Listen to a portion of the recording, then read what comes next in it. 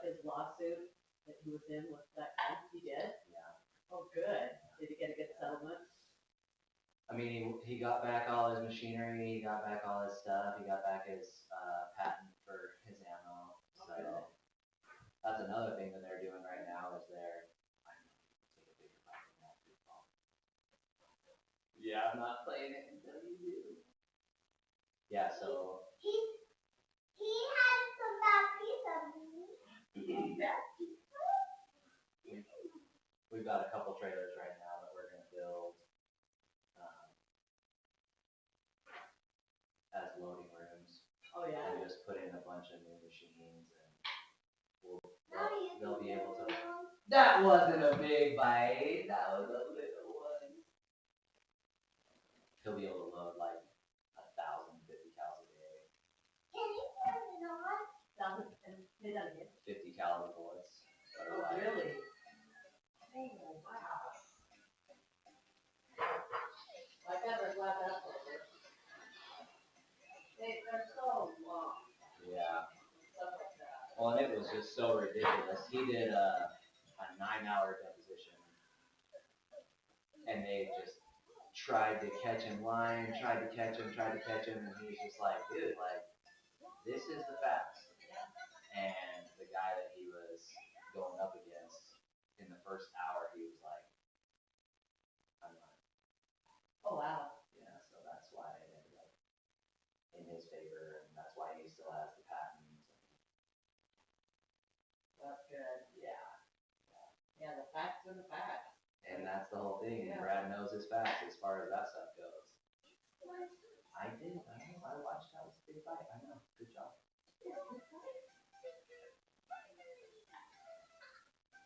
But yeah, I mean, they've got quite a few machines coming that are just.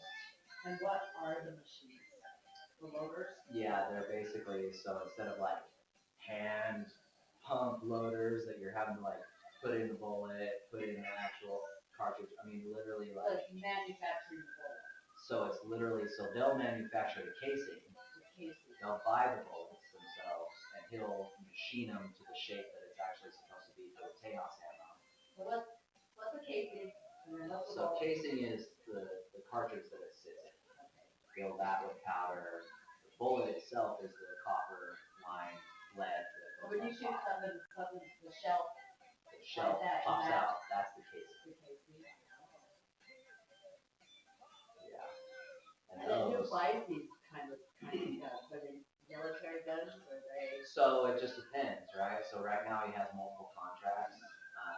A lot of what he does is like professional hunters, people that compete in shooting. So him and I just did. Like big trophy hunters? Yeah. And so. That's okay. You know, people that are going to like Africa and safari shoots and. So him and I just did 150 cals for this guy who was doing competition shooting. Yeah. So, and the shortest shot he has to make is 1,000 yards, right? So, and they literally have to be exactly the same. Every single bullet, every single casing. So I went through and did like probably like 80 hours of work just on these 100 casings. Where they weighted and all the. So everything in it. Thank you, sweetheart. That's lovely. So everything in the casing itself has to be shaped the exact same. So you put it through a sizer, right? So you put it in, and you pull. I mean, literally, it shapes the brass, and then in the bottom is like think of like a cap gun, right? Like it's basically it's called primer. The cap gun that pops. Did you take a big bite or a small bite? It's a big bite. Are you sure? Yeah. Let's show them how we do it.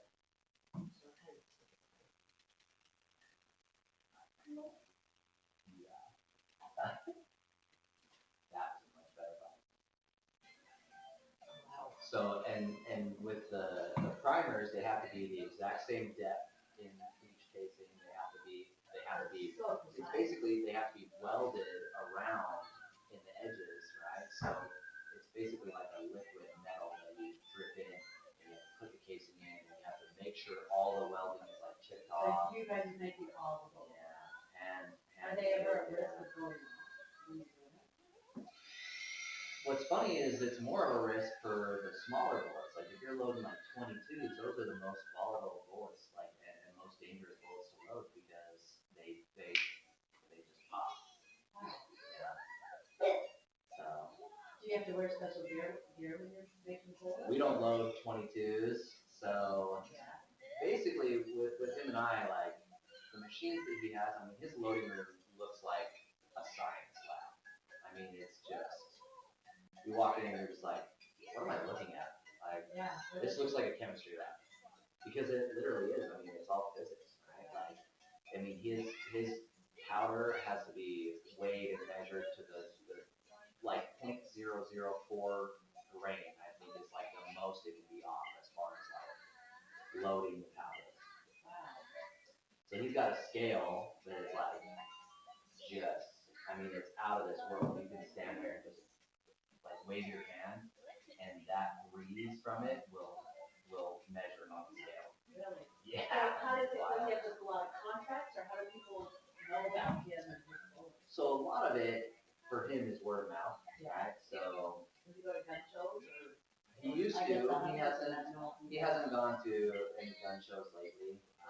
SHOT Show is a big one that he used to go to all the time, and really like these big companies know about his ammo because he's been in like magazines and articles and all this stuff, right? As the fastest, most accurate ammo on the planet. Wow. So there's a huge following, but it's so expensive. I mean, each one of those 50 cal bullets was like $13. And the guy provided us with all the supplies. All the metal for the bullets, all the metal for the casings, like everything he gave us. No! So he gave us all the supplies for it, and just the time and man hours, $13 a bullet. Is he like online based? Is it calls that come in? It's all phone calls. It's all, I know that's why we need a receptionist at this point in time. Yeah. So that's what we're trying to get set up for my friends.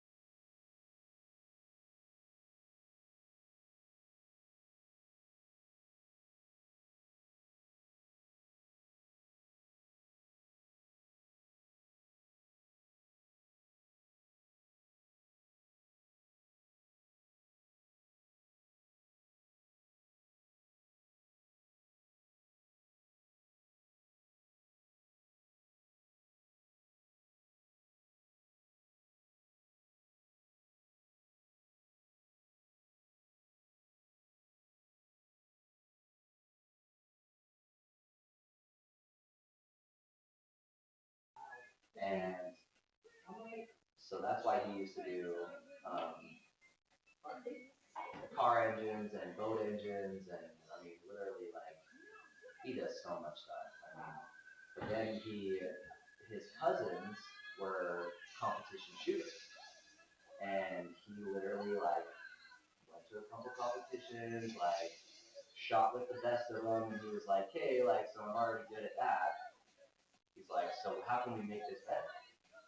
And just, I mean, he literally, his ammo, so I don't know, you've probably seen a regular casing, the bullet at the top, or the shoulder at the top is pretty shallow.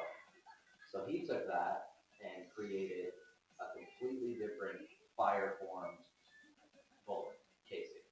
So his shoulder is like this, and then it's the bullet. Oh, wow. So he's got this awesome little casing and then these sharp shoulders so that it forces, I mean, it's physics 101, right? Like, I'm surprised no one's thought of it before because this elongated funnel, I mean, it just allows more to go through instead of stopping it and exploding it out faster with less powder, right? So you have that special gun for So anything for Tejas ammo has to be a Tejas rifle. chaos, like T-A-O. T-E-J.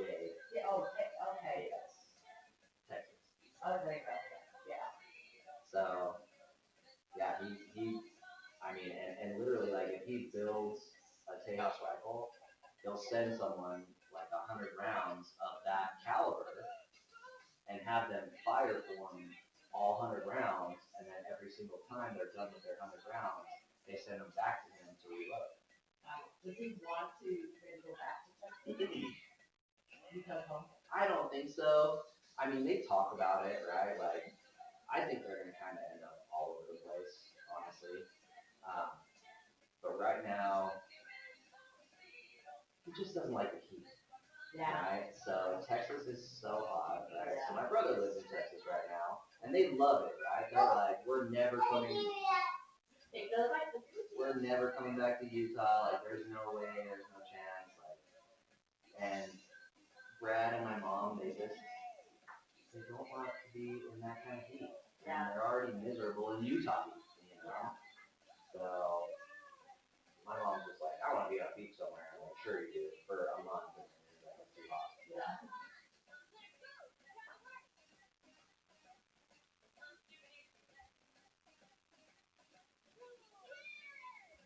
Yeah, I think they'll end up on a yacht for retirement, honestly. Really? Like, I think they'll just be, yeah. I don't think Brad will stay on the yacht as much as my mom does, Yeah. but I think he's ready to be somewhat retired. Yeah. Which I think is why he's training so many people to do what he does now. What do you want to do, like, out of the yacht, like deep sea fishing, or just float and relax? Probably all of it, honestly. Yeah. I know they want to travel the world. I know they want to see things, but I think most of it is they just want to be off of the land, Yeah. out of America, out of the BS that everybody's dealing with nowadays. I mean, they're so old school, you know. So the whole tranny movement